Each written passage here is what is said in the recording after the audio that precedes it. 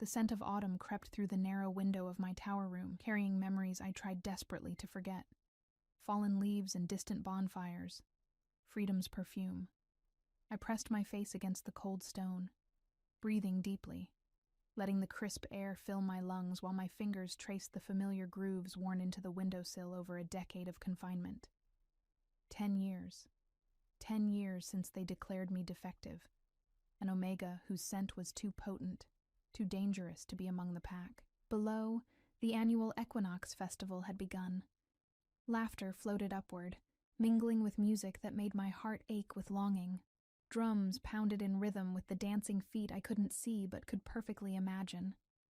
The ceremony would begin at midnight, when new pack bonds would form and mates would be chosen. A celebration I'd witnessed 9 times from this lonely perch. Always watching, never participating. "Your dinner, Miss Eleanor," said Agnes, my elderly caretaker, as she pushed open the heavy wooden door. Her kind eyes crinkled at the corners, the only warmth in my isolated existence. She placed the tray on my small table, the same ritual we'd shared for a decade. "Extra bread tonight," she whispered with a conspiratorial wink. "Thank you," I murmured, my voice soft from disuse. Few people spoke to me besides Agnes. The guards changed shifts outside my door in silence, as if my abnormality might be contagious through conversation. Agnes lingered, fidgeting with her apron, unusual behavior for someone typically efficient in her duties. "There's news," she finally said, glancing nervously at the door. "The Alpha King has returned from the Northern Territories." My pulse quickened. King Nathaniel's triumphant return from war had been expected, but not so soon. I'd heard whispers from Agnes about his ruthlessness in battle, his tactical brilliance that had finally ended the centuries-old conflict with the northern packs. Now he would preside over tonight's equinox ceremony. "The whole kingdom is in a frenzy," Agnes continued. "They say he's different now. Something happened to him in the north." Her voice trailed off as footsteps echoed in the hallway. Before departing, she pressed something cool and metallic into my palm. "My mother's locket," she whispered. "For protection. She always said it guided her through dark times." The silver pendant was tarnished with age, engraved with a crescent moon encircling a small wolf. "Keep it hidden." The door closed behind her with its familiar heavy thud, but the locket burned against my skin like a promise. The first gift I'd received in years. I clutched it tightly, this small token of kindness becoming instantly precious. I moved to my window again, watching as torches illuminated the courtyard. The traditional bonfires would soon be lit, signaling the start of the choosing ceremony. A ceremony that had once meant everything to me, before I was declared dangerous and locked away on my 16th birthday, when my first heat revealed the potency of my scent, strong enough, they claimed, to drive alphas to madness and violence. The memory still cut deep, Elder Thaddeus pointing a gnarled finger at me as I trembled before the council. "Her scent will cause bloodshed among our strongest alphas. For the safety of the pack, she must be separated." My parents had lowered their eyes in shame, accepting the verdict without protest. Only my younger brother had cried, reaching for me as guards led me away to the stone prison. A sudden commotion below drew my attention. The crowd parted like waves before a ship, and I caught my first glimpse of King Nathaniel. Even from my height, his presence commanded attention. Tall and broad-shouldered, he moved with predatory grace, his dark hair gleaming in the torchlight. Guards flanked him, but they seemed unnecessary. No one would dare challenge him. As if sensing my observation, he stopped. His head tilted upward, face turning toward my tower. My heart stuttered painfully. Impossible. No one could detect me from such a distance. Yet he remained frozen, staring up at my window for long, excruciating seconds. I retreated into the shadows, pulse hammering against my ribs. Just coincidence, I told myself. He couldn't possibly know I existed. That night, I couldn't sleep. The drums continued long past midnight, the celebration reaching its peak as new mates were bound by ancient rites. I lay awake, Agnes's locket clutched in my fingers, tracing its engraved patterns and wondering how different my life might have been. Dawn arrived with unusual sounds. Raised voices, hurried footsteps outside my door. I dressed quickly, anxiety tightening my chest. Change was never good for someone in my position. The door burst open without warning. Not Agnes, but Captain Orloff, head of the Royal Guard.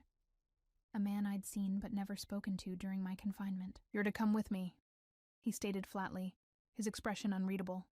"Why? Where's Agnes?" My voice cracked from fear. "The king has requested your presence." His eyes wouldn't meet mine. The king. My mind reeled. After 10 years of invisibility, why would King Nathaniel even know I existed, much less summon me? 2 guards flanked me as we descended the spiral staircase I hadn't used in a decade. Each step felt foreign, my legs weak from years of limited movement. The vastness of the hallways disoriented me after so long in confined quarters. Servants stopped to stare as we passed, their expressions ranging from curiosity to fear to pity. We entered the throne room through a side entrance. The morning sunlight streamed through stained glass windows, casting colorful patterns across the marble floor. The space seemed cavernous after my small room, making me feel exposed and vulnerable. He sat on the ancient throne, larger than life, King Nathaniel. A scar ran from his temple to his jaw, fresh enough to still be pink against his tanned skin, a souvenir from the Northern War. His dark eyes landed on me with unsettling intensity. "Leave us," he commanded, his deep voice resonating through the empty hall. The guards hesitated. "Your Majesty," Captain Orloff began, "the council advised that—" "Leave. Us." Each word fell like a stone. They withdrew reluctantly, and suddenly I stood alone before the most powerful alpha in the kingdom, painfully aware of my simple dress and tangled hair. I kept my eyes downcast, remembering the protocols I'd been taught as a child. An Omega never meets an alpha's gaze directly. Footsteps echoed as he descended from the dais. I remained frozen, heart threatening to burst from my chest. He circled me slowly, his scent enveloping me, pine forests after rain, wood smoke, and something uniquely his own, an alpha's scent, powerful enough to make my knees weaken. "Look at me," he commanded. I hesitated, years of conditioning warring with his direct order. I said, "Look at me, Eleanor." The use of my name startled me enough that I raised my eyes to his. The intensity of his gaze stole my breath. This close, I could see flecks of amber in his dark irises, the shadow of beard along his jaw, the slight asymmetry of his features that somehow made him more striking rather than less. 10 years, he said, his voice quieter now. "They've kept you hidden for 10 years. Confusion must have shown on my face because his expression hardened. "You don't understand yet, do you?" He reached toward me, and I flinched involuntarily. He paused, then more carefully extended his hand to lift a strand of my pale hair. "Your scent called to me from the battlefield. 300 miles away, and still I could sense you." My mind struggled to comprehend his words. It wasn't possible. "The elders lied," he continued, dropping his hand. "They didn't lock you away to protect the pack from chaos. They hid you because they feared what you are." What am I?" My voice emerged as barely a whisper. His eyes burned into mine. "The true Luna, my mate." The world tilted beneath me. I stumbled backward, and his hand shot out to steady me, his touch sending electric currents through my arm. "That's not possible," I whispered. "I'm defective. Dangerous." A low growl rumbled in his chest. "You are neither of those things. You are rare. A true Omega. The firstborn in generations." His jaw tightened, and the council knew exactly what that meant. Before I could respond, the doors of the throne room crashed open. Elder Thaddeus entered, flanked by council members and guards. His ancient face contorted with fury when he saw the king's hand still gripping my arm. "Your Majesty," he said, his voice dripping with false deference, "I see you've discovered our burden. Rest assured, we've kept her contained for the safety of all. Her unusual condition—" Silence.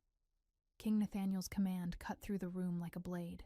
"You've lied to me, to my father before me, and to the entire kingdom." Elder Thaddeus paled. "My king, you're not thinking clearly. Her scent is affecting your judgment, just as we feared." "Her scent," Nathaniel interrupted. is calling to me because she is my true mate, as you well knew she would be to the rightful king. That is why you hid her away before I returned from my training 10 years ago. Before I could find her. Whispers erupted among the council members. I stood frozen, clutching Agnes's locket through the fabric of my dress, my mind spinning with revelations I couldn't fully grasp. The prophecy, someone murmured. Impossible, hissed another. Nathaniel's hand moved to the small of my back, the heat of his palm searing through my thin dress. The true Omega shall bring balance to the kingdom, when bonded with the warrior king, he recited, his eyes never leaving Elder Thaddeus's face. That prophecy wasn't forgotten, Elder. It was deliberately suppressed. Elder Thaddeus straightened his stooped shoulders. For good reason. The last true Omega brought war and devastation before your grandfather's time. We sought only to protect, you sought to maintain your power. Nathaniel cut in. A true Alpha and true Omega pairing would shift the balance. You couldn't control that. I found my voice at last. I don't understand. What does this mean? All eyes turned to me, and I fought the urge to shrink under their scrutiny. The locket seemed to pulse against my skin, giving me courage I didn't know I possessed. Nathaniel's expression softened fractionally when he looked at me. It means, Eleanor, that everything changes today. A heartbeat of silence followed the king's declaration, before chaos erupted in the throne room. Council members shouted over one another. Guards shifted uneasily, and through it all, King Nathaniel remained a steady presence beside me, his hand still at the small of my back, anchoring me in the storm. Enough! His voice cut through the clamor, and silence fell immediately. The council will convene in 1 hour to discuss this matter fully.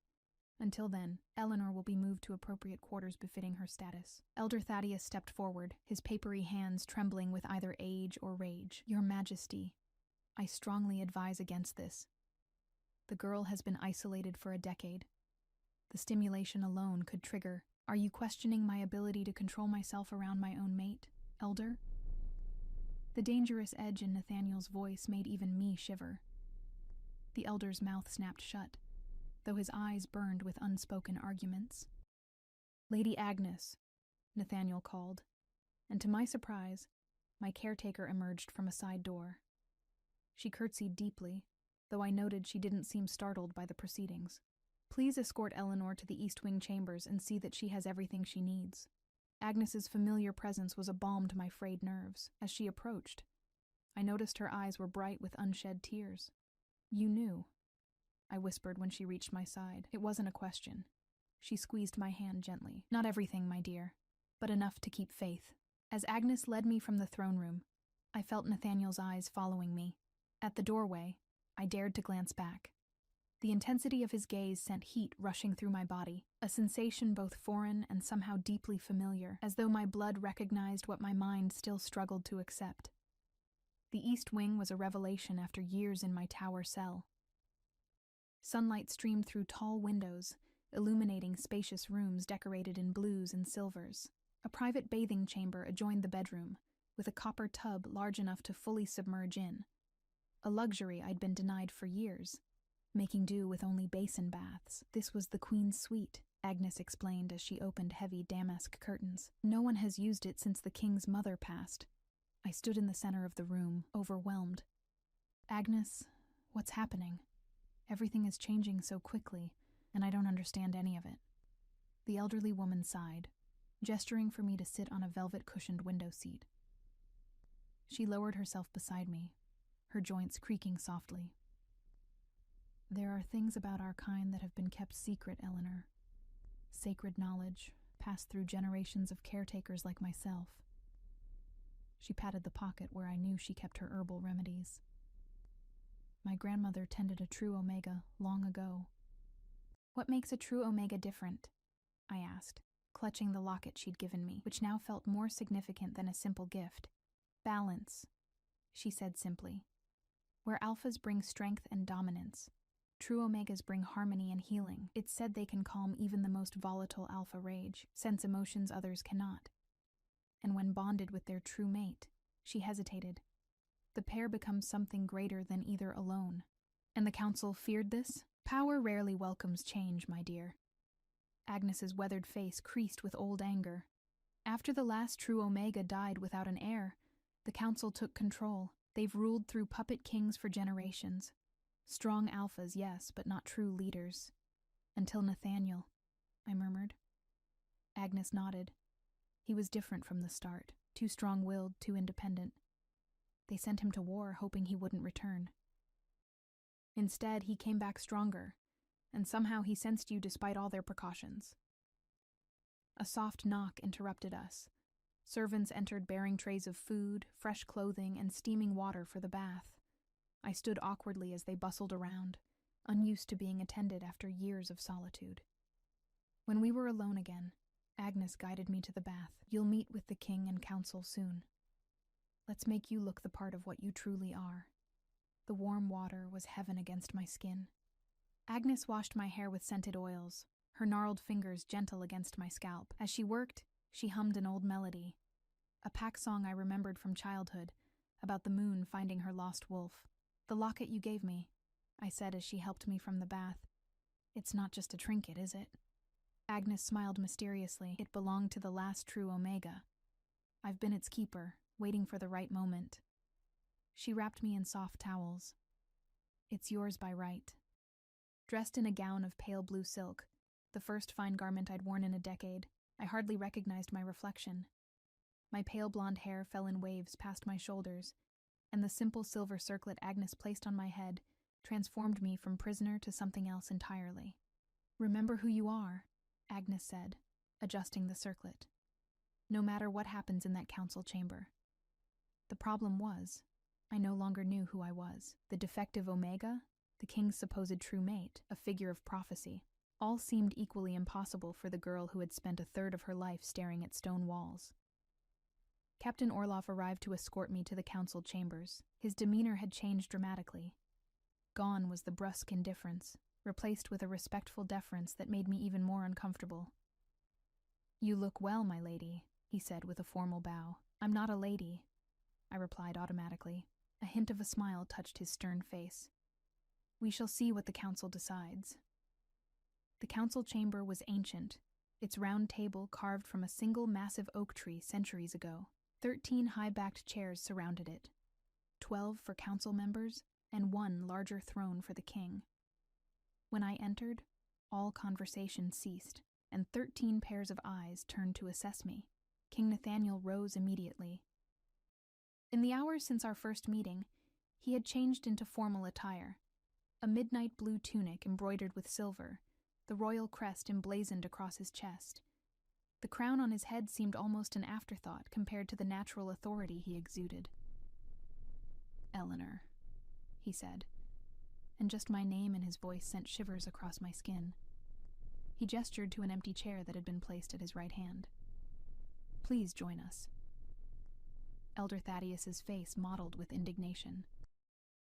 This is unprecedented. An unmated Omega has never sat at this table. Many unprecedented things are happening today, Elder, Nathaniel replied coolly. Best become accustomed to change.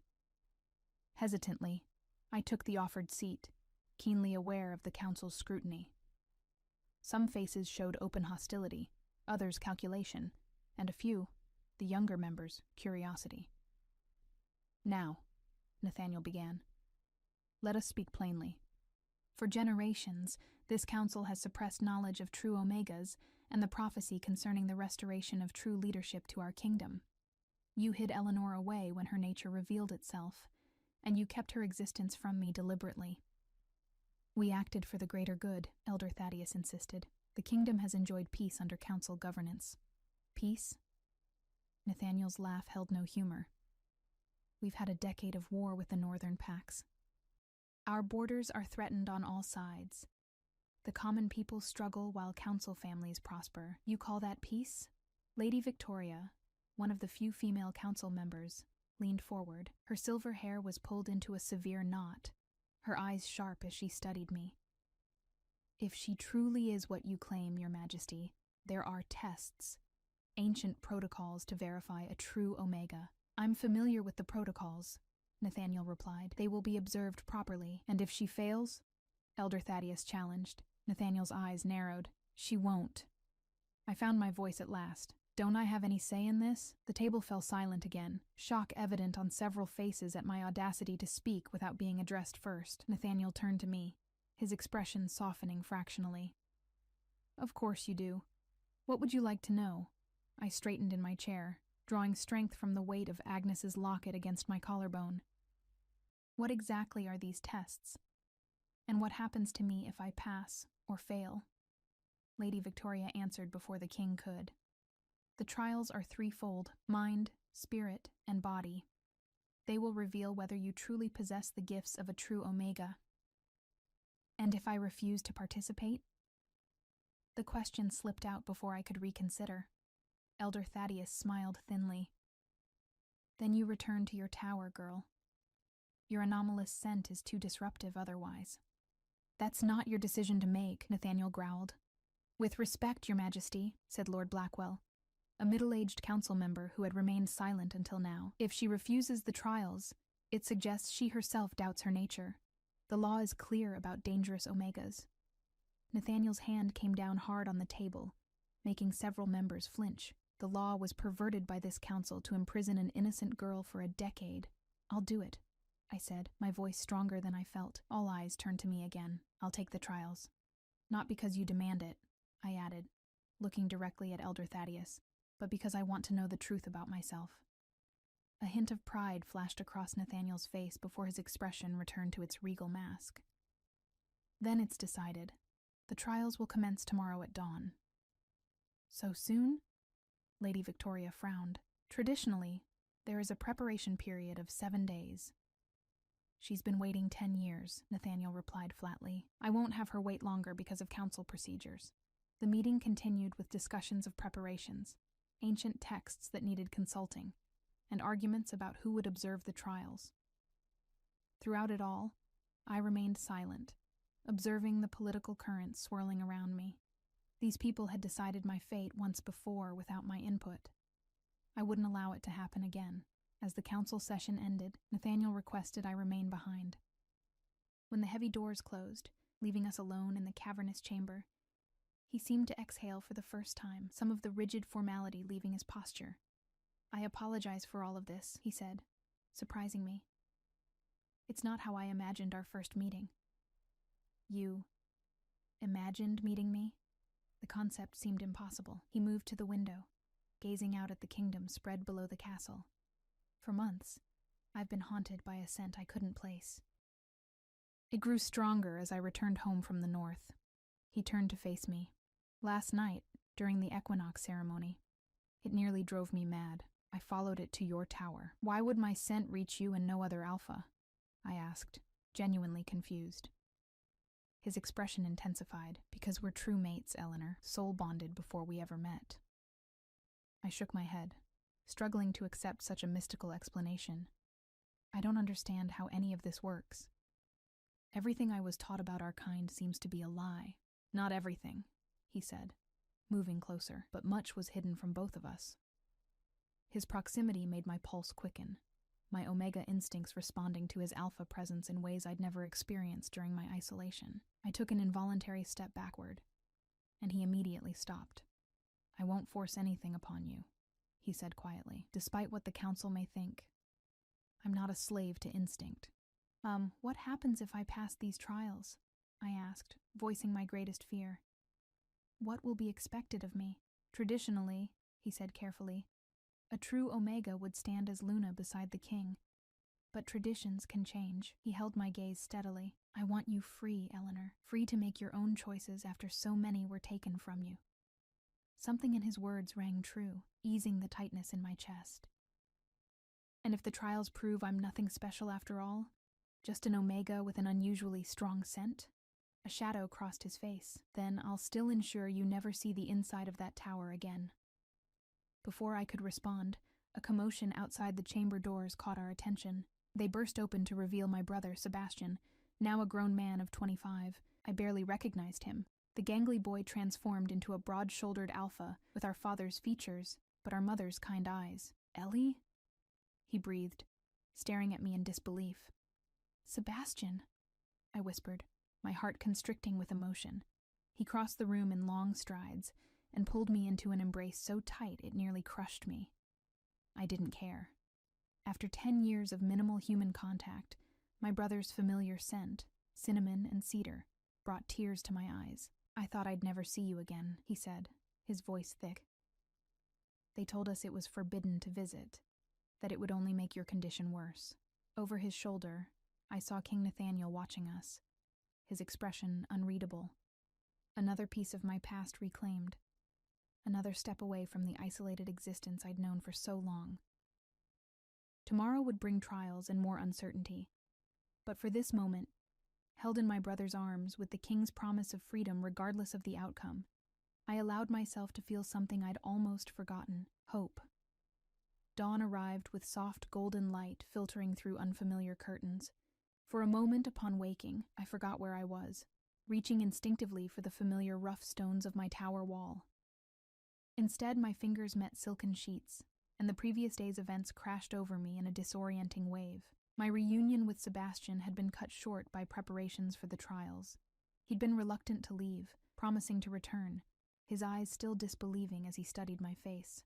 "You look the same," he'd said wonderingly, "as if time stopped for you in that tower." I hadn't had the heart to tell him that in many ways, it had. A soft knock at the door preceded Agnes's entrance. She carried a simple breakfast tray and a bundle of white fabric. "The ceremonial attire," she explained, setting down the tray and unfolding what appeared to be a dress of undyed linen, unadorned except for silver embroidery at the neckline and hem, ancient symbols I didn't recognize. Traditionally worn by Omega initiates.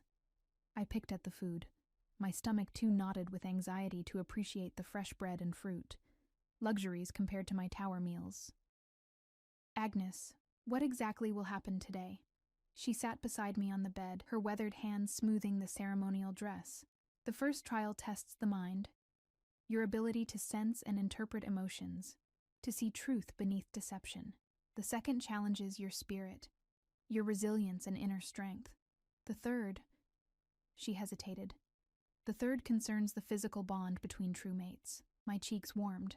"You mean, not what you're thinking." Agnes chuckled softly. "That comes only after a formal mating ceremony. This trial tests the spiritual and chemical compatibility, whether you and the king truly share the soul bond of legends. And if we don't?" Her expression grew serious. "Then either the king is not a true alpha, or you are not a true omega. Both possibilities would challenge the prophecy the council fears." After bathing in water scented with ritual herbs, I donned the white dress. It fit perfectly, flowing to my ankles with an elegant simplicity. Agnes wound my pale hair into a crown of braids, weaving in small white flowers. "Moon blossoms," she explained. "They bloom only at night, but retain their scent through dawn. They amplify an omega's natural abilities." Last, she placed the silver locket around my neck. "Keep this with you through all 3 trials," she instructed. "It's more than decoration." Captain Orloff arrived to escort me, his manner formal but kind. "The entire castle is buzzing with rumors," he said. As we walked through corridors I was still learning to navigate. "Many of the younger pack members are quite excited at the prospect of a true Omega's return. And the elders?" His mouth tightened. "Change is rarely welcomed by those who benefit from things remaining as they are." We descended stone steps into a part of the castle I hadn't yet seen.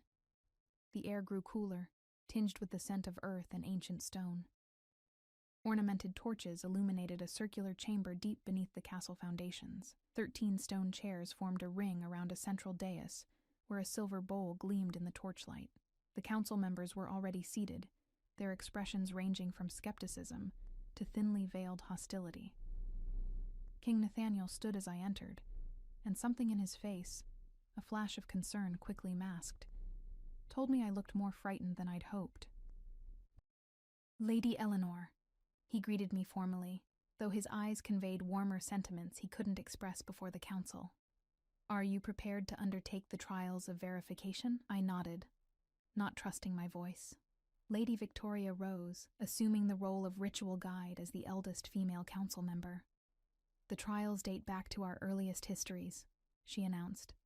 "They have verified true Omegas throughout generations, though none in living memory." Her eyes flicked to me. "Step forward onto the dais, child." The stone was cold beneath my bare feet, as I took my position beside the silver bowl. Inside, clear water reflected the torch flames. "The first trial tests the mind," Lady Victoria declared. "A true Omega possesses empathic abilities beyond ordinary perception. She can discern truth from falsehood, sense emotions others conceal, and identify pack bonds without being told of them. From her robes, she produced a vial of amber liquid. This elixir enhances natural abilities, bringing them to the surface. She poured 3 drops into the silver bowl, where they spread like golden tendrils through the water. "Drink," she instructed. I glanced at Nathaniel, who gave an almost imperceptible nod. Taking the bowl in both hands, I drank the infused water. It tasted of honey and something sharper. Herbs I couldn't identify. Heat spread from my throat to my limbs, bringing heightened awareness of every person in the room. Lady Victoria gestured to the council members.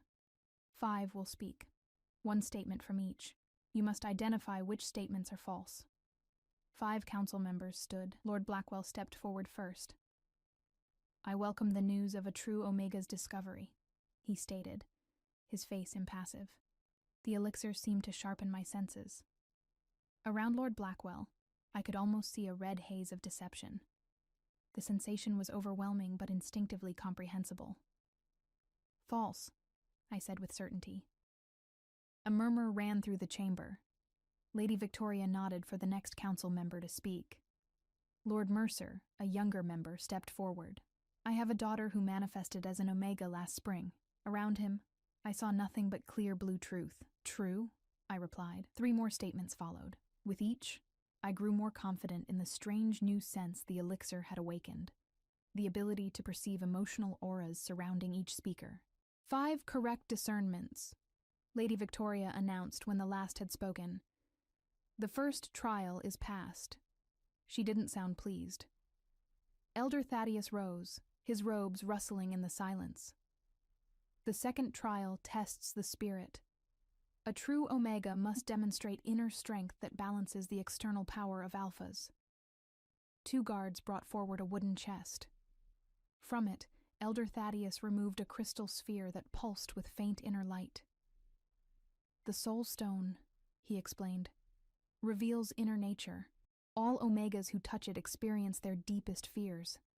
Only a true Omega can face these visions without losing herself to them." Fear clutched at my throat. 10 years of isolation had given me ample time to develop fears. Of abandonment, of never being free, of dying alone in that tower. "Take the stone in both hands," Thaddeus instructed, "and do not release it until the vision ends, no matter what you experience." The stone was heavier than it appeared, warm against my palms. The moment I gripped it fully, the chamber around me dissolved. I stood in my tower room again, but something was wrong. The door had vanished, replaced by solid stone. The window had shrunk to a mere slit, allowing only the thinnest stream of light. Panic clawed at my chest as the walls seemed to inch closer. "No one is coming for you," whispered a voice from the shadows. "You've been forgotten." The locket burned against my skin, a counterpoint to the growing cold of the vision. I clutched it with one hand, keeping the other firmly on the stone. "This isn't real," I said aloud, my voice echoing strangely. "This is the trial." The scene shifted. I stood in a great hall filled with pack members, all turning away as I approached. At the far end, Nathaniel sat on his throne with another woman at his side, beautiful, confident, everything I was not. "He never wanted you," the shadow voice taunted. "Who could want someone broken by years of isolation? You're damaged beyond repair." The locket pulsed warmer. I gripped it, focusing on its solid reality against the illusion surrounding me. "I am not defined by my past," I declared, stronger now. "I am not broken." The scene dissolved again, reforming into my worst fear. I stood before the council again as a 16-year-old girl. But this time, they decreed not isolation, but death. "Too dangerous to live," Elder Thaddeus pronounced, and guards advanced with silver blades. My parents watched impassively. Sebastian turned away. Nathaniel was nowhere to be seen. The shadow voice laughed. "This is your true fate. You were never meant to survive." The locket's heat intensified, almost burning my skin. A memory surfaced. Agnes's words. It guided her through dark times. Understanding dawned. The locket wasn't merely jewelry, but an anchor to reality, a talisman against the stone's illusions. I held it tightly and faced the advancing guards. I reject this vision. My life has purpose beyond your fears. The illusory world shattered like glass, and I found myself back in the chamber, gasping for breath. The crystal sphere still clutched in my hands. It had gone dark, its inner light extinguished. She has overcome the visions, Lady Victoria announced, sounding genuinely surprised. I looked up to find Nathaniel watching me with unmistakable pride, his hands gripped tightly on his chair arms, as if he had physically restrained himself from interfering. The second trial is past, Elder Thaddeus conceded reluctantly. We proceed to the third and final test. Lady Victoria approached with a ceremonial knife of polished silver. The trial of physical compatibility will determine if you are truly soul-bonded to our king. Nathaniel rose, removing his formal jacket to reveal a simple white shirt beneath, a male counterpart to my ceremonial dress. He joined me on the dais, his presence both comforting and overwhelming.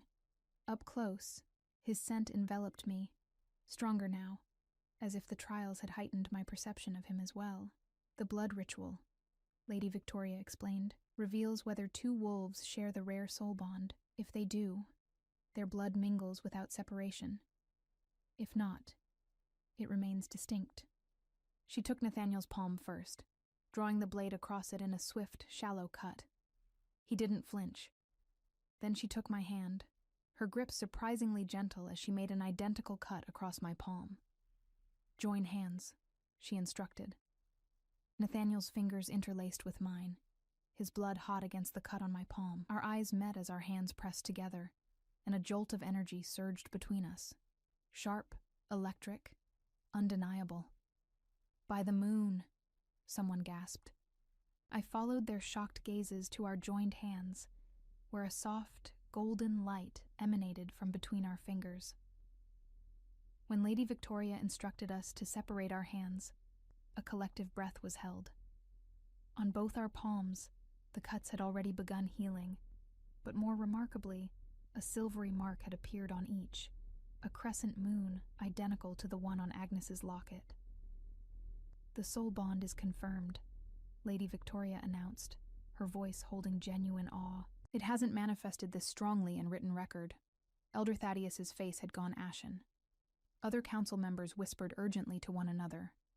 The significance of what had just occurred seemed to transcend even their political machinations. The trials are complete, Nathaniel declared, his voice ringing with authority. Lady Eleanor has proven herself a true Omega beyond any doubt, and the mate bond between us is confirmed by ancient right. Does any member of this council dispute these findings? Not even Elder Thaddeus dared speak against the evidence they had witnessed.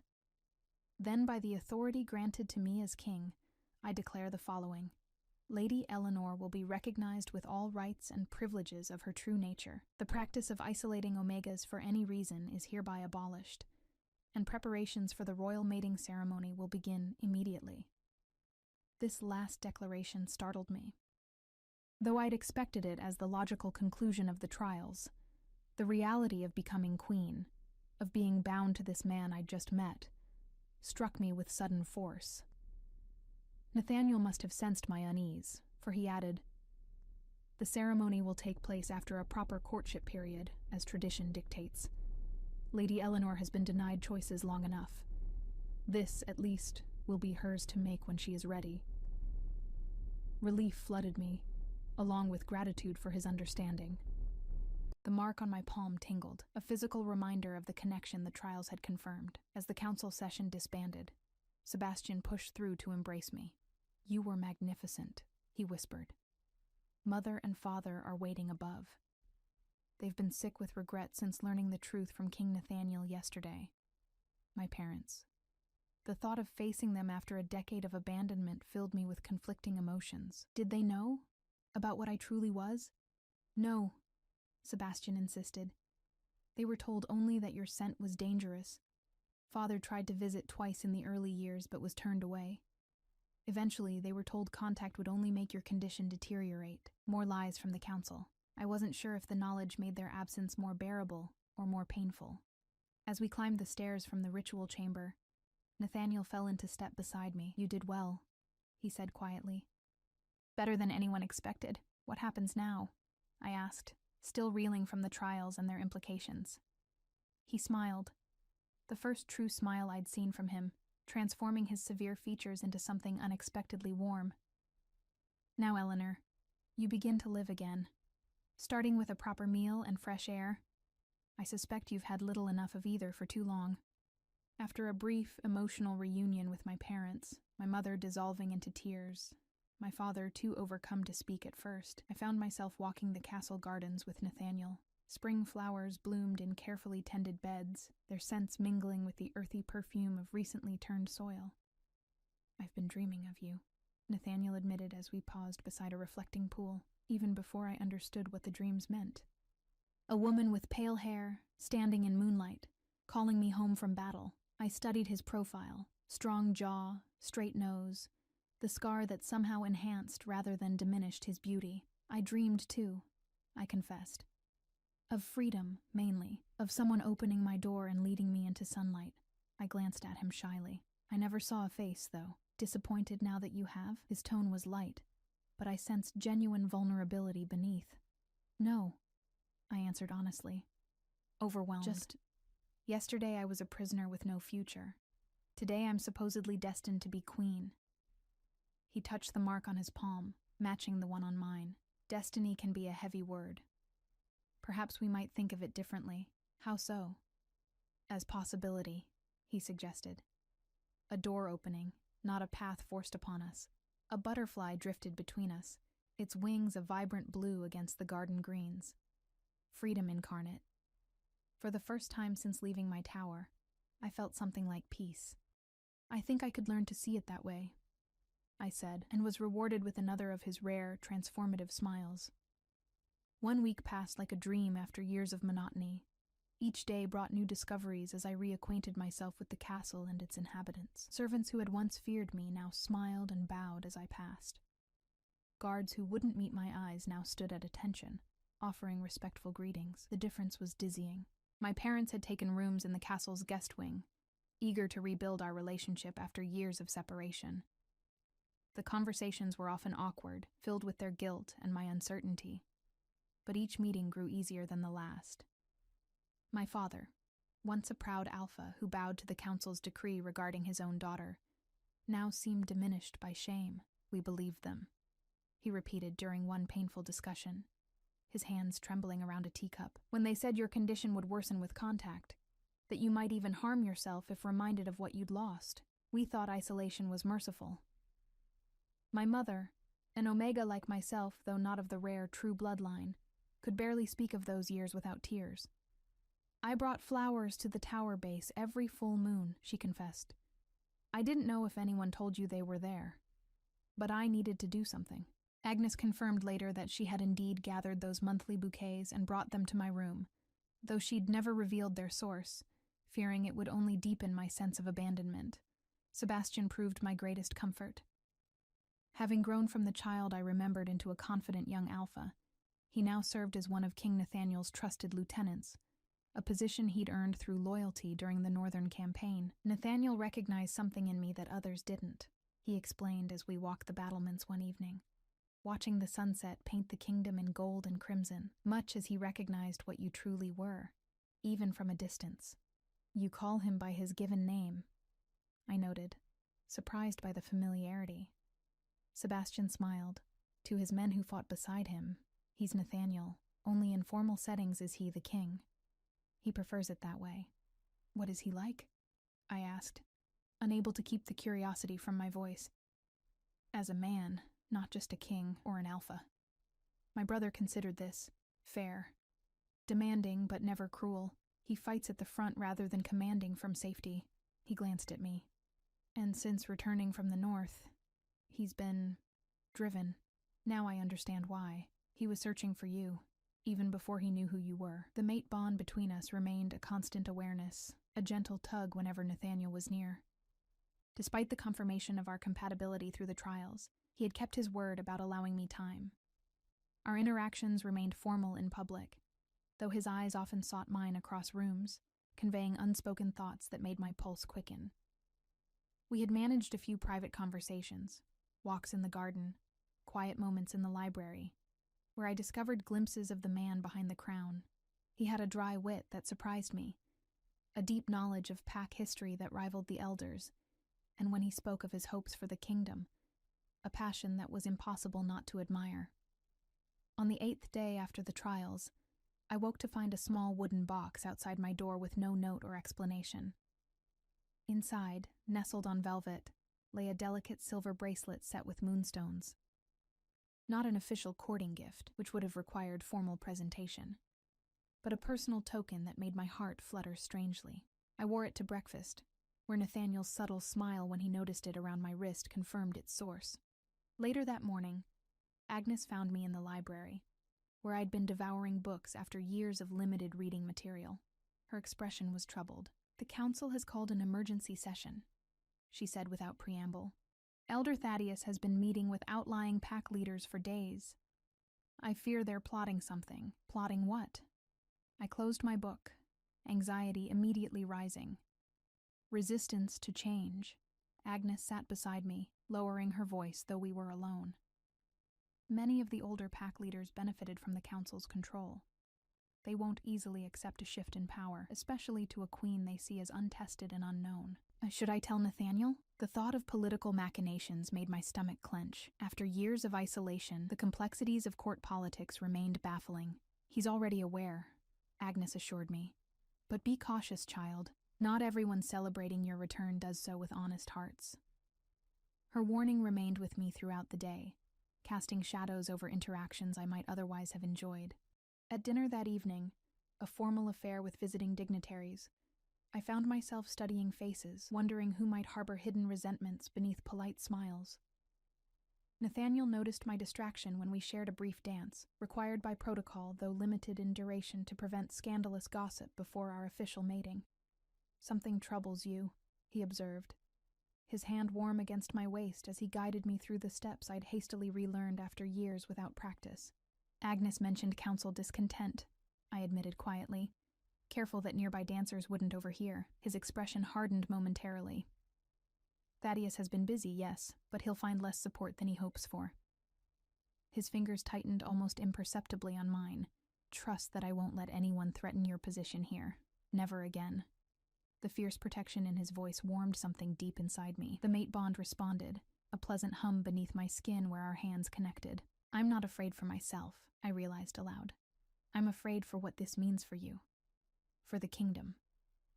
His eyes softened. "And that, Eleanor, is precisely why you were born to be Luna." The following morning brought news that confirmed Agnes's warnings. Sebastian arrived at my chambers, his expression grim. 3 northern border packs have declared they won't recognize any decree not approved by the full council, he reported. They're challenging Nathaniel's authority to make unilateral changes regarding Omega rights. "This is about me," I said, the weight of it settling heavily on my shoulders. "It's about power," Sebastian corrected. "You're just the convenient focus of their resistance.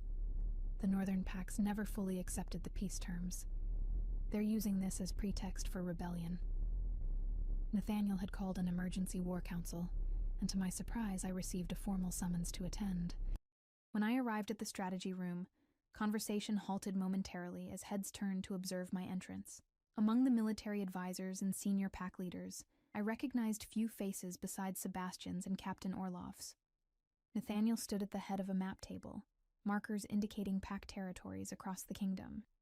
He nodded at my arrival, but didn't break from his discussion with a grizzled, older alpha I didn't recognize. I took the empty chair Sebastian indicated, uncomfortably aware of the assessing gazes from around the table. As the only female present and the youngest by decades, my presence clearly surprised the king's advisors. "For those who haven't had the honor," Nathaniel said, his voice cutting through the murmurs, "Lady Eleanor will be joining our strategic councils from now on. Her unique perspective will be valuable." "With respect, Your Majesty," said the grizzled Alpha, "what strategic value can a sheltered Omega provide?" Before Nathaniel could respond, I found my voice. "Perhaps none yet, Lord?" "General Horvath," the man supplied, his tone marginally less dismissive when addressed directly. "General Horvath," I continued, forcing confidence into my words, "but I do bring one perspective no one else at this table possesses. I understand what it means to have one's freedom and rights stripped away by those claiming to act for the greater good. The Omegas in the Northern Territories may prove more valuable allies than you realize." A silence followed my statement. General Horvath's bushy eyebrows rose, and something like reluctant respect flickered in his eyes. Nathaniel's smile was subtle but unmistakable. "Precisely why your presence is required, Lady Eleanor." He turned back to the map. "Now, the Northern Pack leaders will meet at Blackrock in 3 days' time. We have reason to believe they plan to formalize their resistance and potentially select a challenger to my rule." "A direct challenge?" Sebastian asked, leaning forward. "They wouldn't dare." "They might, with sufficient backing," Nathaniel replied grimly. "Our intelligence suggests outside involvement, perhaps even from beyond our borders." The meeting continued with discussions of troop movements and defensive preparations that I struggled to follow. Yet when opinions were solicited, Nathaniel consistently included me, weighing my halting suggestions with the same seriousness he gave his experienced generals. As the council adjourned, he asked me to remain behind. When we were alone, his formal demeanor relaxed visibly. "You handled that well," he said, coming to stand beside me at the map table. "Horvath is a traditionalist, but he respects directness." "I felt like an imposter," I admitted. "What do I know of strategy or politics after years in a tower room?" "More than you realize." He studied me thoughtfully. "You survived a decade of isolation without losing your mind or spirit. That requires a kind of strength few possess." His faith in me was both flattering and terrifying. "What happens now? With the Northern Packs, I mean." His expression darkened. "Ideally, we resolve this without bloodshed. I've spent enough years at war." He traced a territory on the map, his finger following the border where the rebellious packs were located. "But I won't allow them to threaten what we're building here." "What exactly are we building?" I asked softly.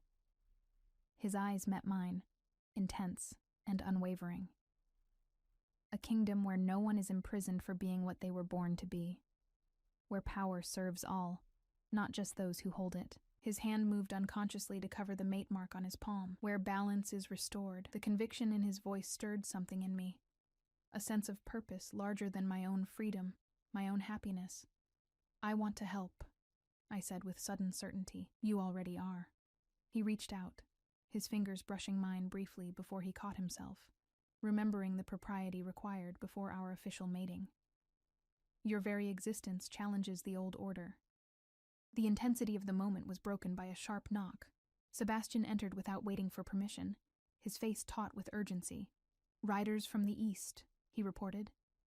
"Lady Victoria's caravan was attacked on her return journey from the regional gathering. She's requesting sanctuary and protection."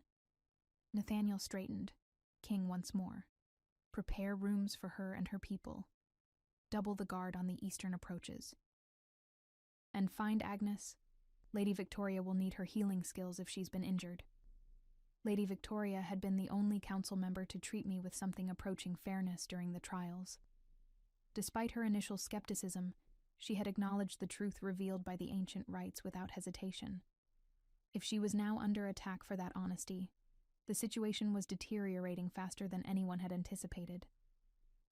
The castle transformed into a hive of activity as Lady Victoria's party arrived, bloodied, exhausted, and significantly reduced from the escort she'd departed with. The elderly councilwoman herself had sustained a wound to her shoulder, though she waved away assistance with remarkable stubbornness as she was helped from her carriage. "Assassins," she reported grimly, when Nathaniel met her in the castle's inner courtyard. "Disguised as ordinary travelers.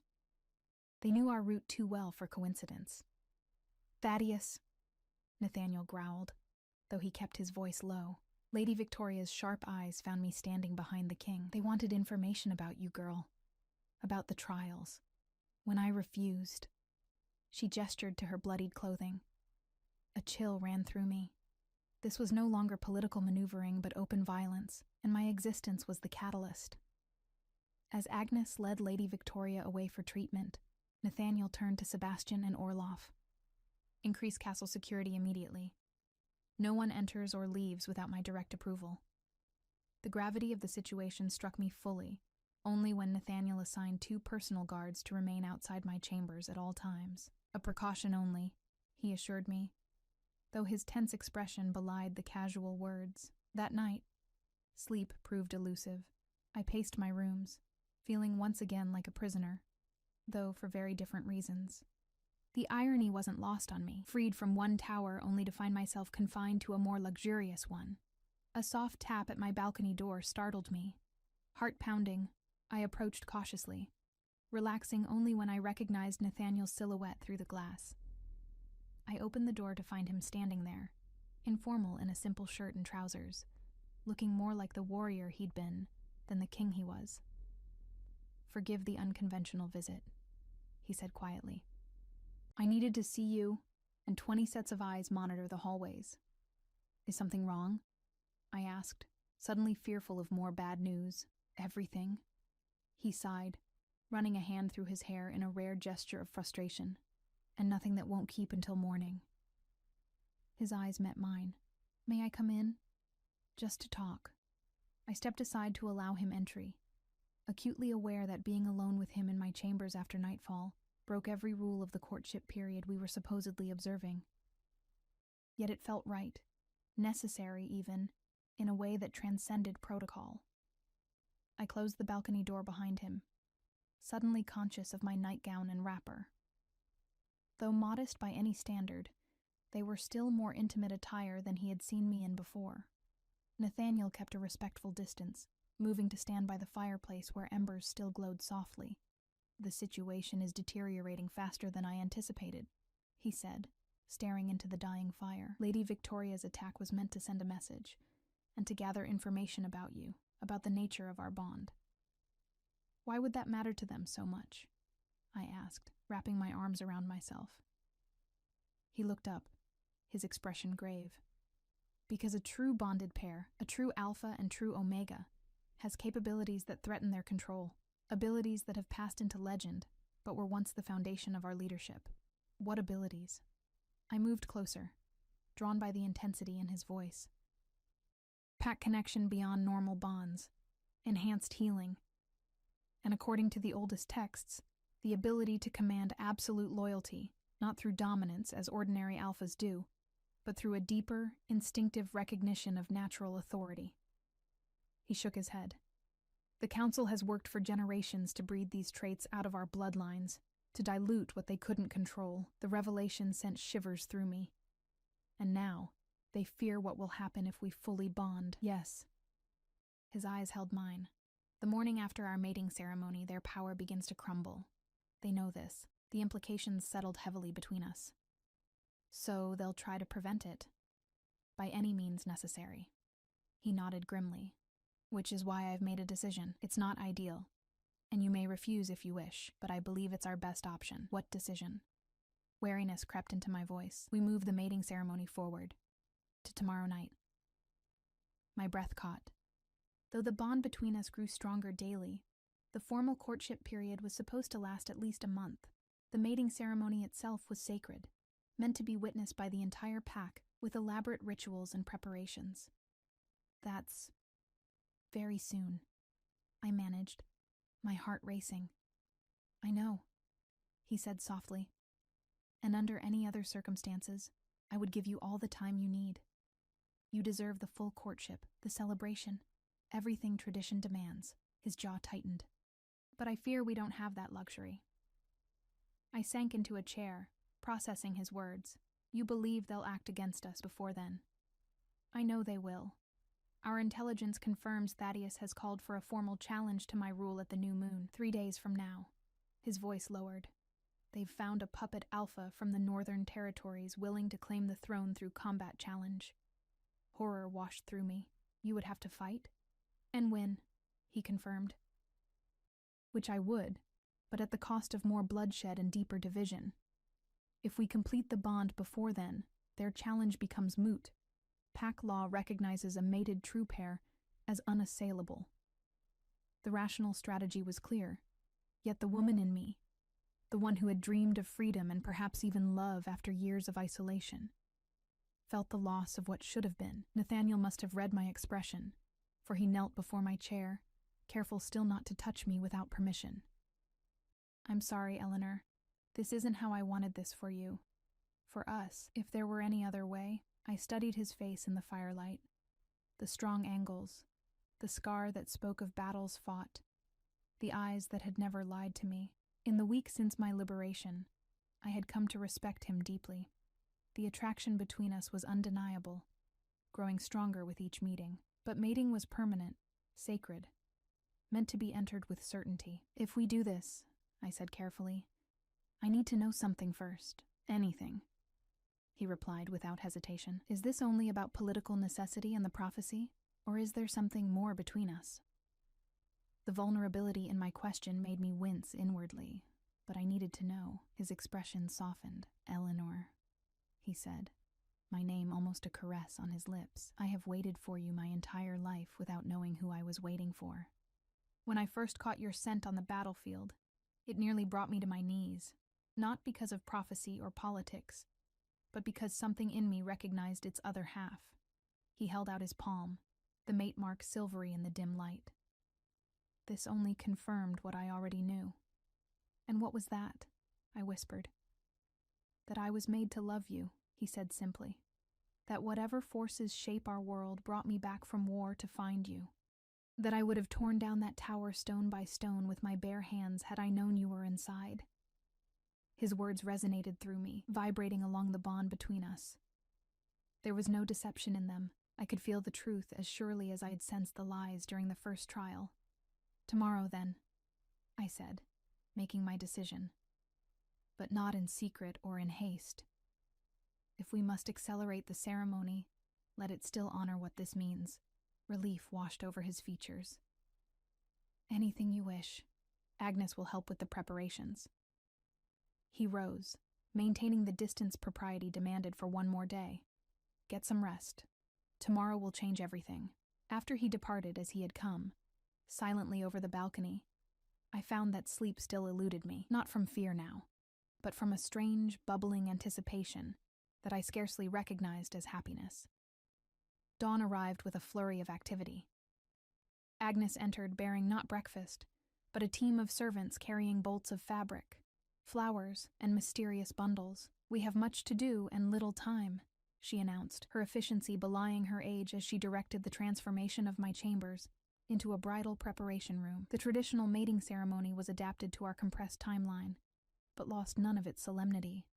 Word spread quickly through the castle, and despite the secrecy surrounding the reasons for haste, an atmosphere of celebration took hold.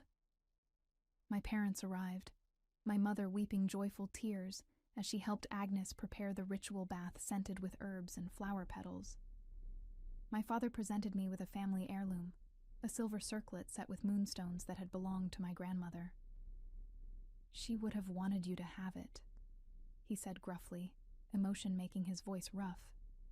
"She always said you were special, even before—" He trailed off, old guilt surfacing. I took his hand, finding forgiveness easier now that my future stretched bright before me. "Thank you for being here today." Sebastian brought news throughout the day, of preparations in the Great Hall, of Nathaniel's calm determination, of Lady Victoria's surprising involvement in ensuring all proper rituals would be observed despite the accelerated timeline. "She's become your unexpected champion," my brother reported with a grin. "Told Elder Thaddeus to his face that he was on the wrong side of history." As twilight approached, I was dressed in the traditional mating gown, silver white silk that flowed like water, embroidered with ancient symbols of fertility and strength. Agnes wove moon blossoms into my hair, now falling in loose waves down my back. "Something old," she said, touching the locket around my neck. "Something new," she continued, gesturing to the gown. "Something borrowed," she added, fastening a delicate silver chain around my ankle. "A fertility blessing from Lady Victoria herself. And something blue." This last was a small sapphire pin in the shape of a crescent moon, affixed to my bodice over my heart. When I looked in the mirror, a stranger gazed back, not the prisoner from the tower, nor even the uncertain girl who had faced the trials. A woman stood in my place, her eyes bright with purpose, her bearing regal despite her nervousness. "You look like your grandmother," my mother whispered. She was the last in our family to show the old blood traits, though no one recognized them for what they were at the time. At moonrise, Sebastian came to escort me to the great hall. The entire castle had been transformed in the space of a day. Garlands of flowers and greenery draped across stone walls, hundreds of candles casting golden light, members of the court in their finest attire lining the path I would walk. He offered his arm, his eyes suspiciously bright. "Ready to become queen, little sister?" I took a steadying breath. Ready to become myself. The great hall fell silent as the doors opened.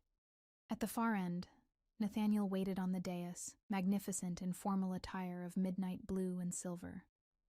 Our eyes met across the distance, and the bond between us pulsed with recognition and longing.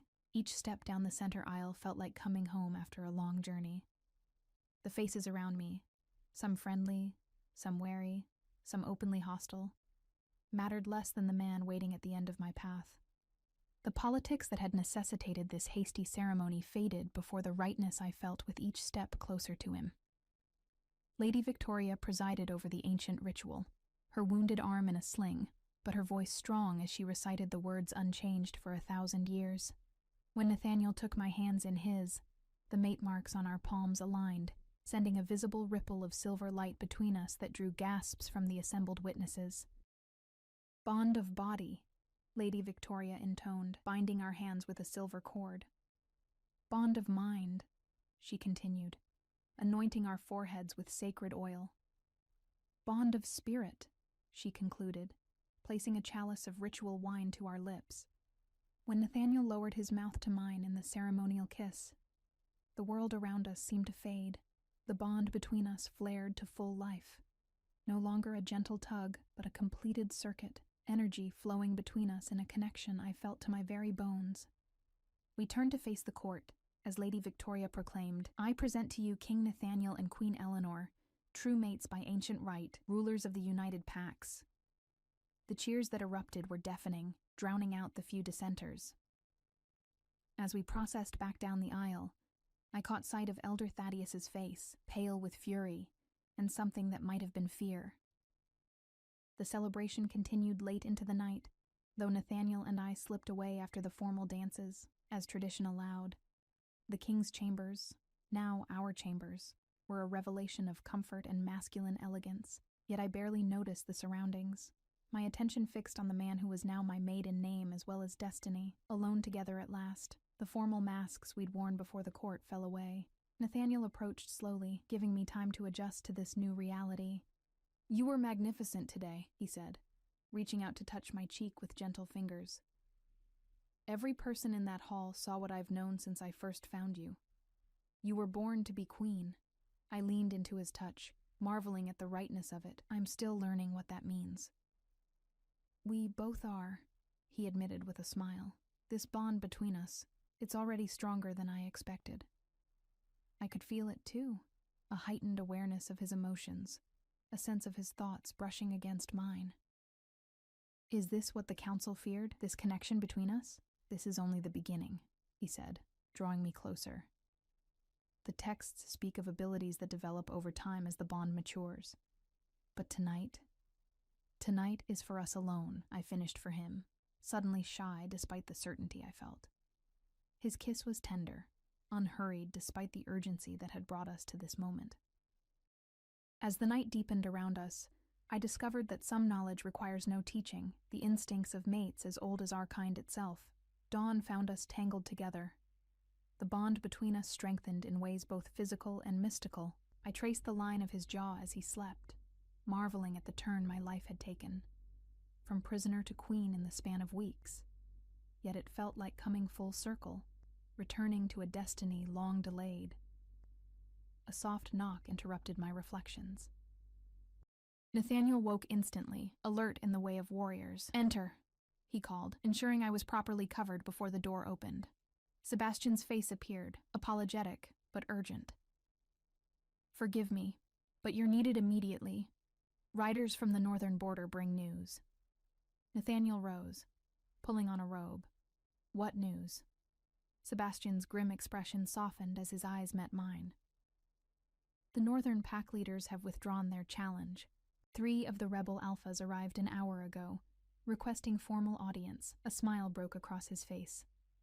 They're asking to pledge loyalty directly to the true pair. Thaddeus's plan had failed. The ancient recognition of true mates had overcome political machinations, just as the prophecy had foretold. Later that morning, I stood beside Nathaniel as the northern alphas knelt before us, their submission not to conquest, but to something deeper, a recognition of natural order restored. "The moon has found her wolf," the eldest among them said, echoing the children's song Agnes had hummed during my bath a lifetime ago. "And the pack shall follow where they lead."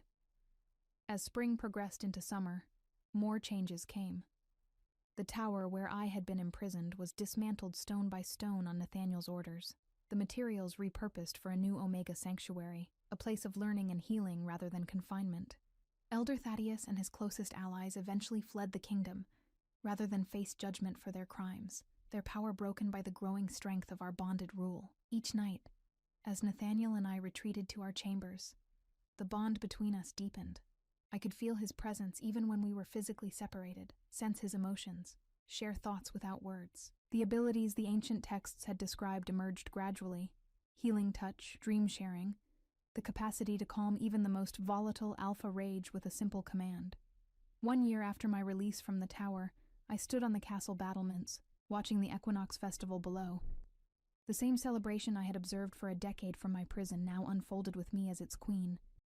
Nathaniel's arms encircled me from behind, his hand resting protectively over the slight swell of my abdomen where our child grew, the first offspring of a true pair in generations. "Remembering?"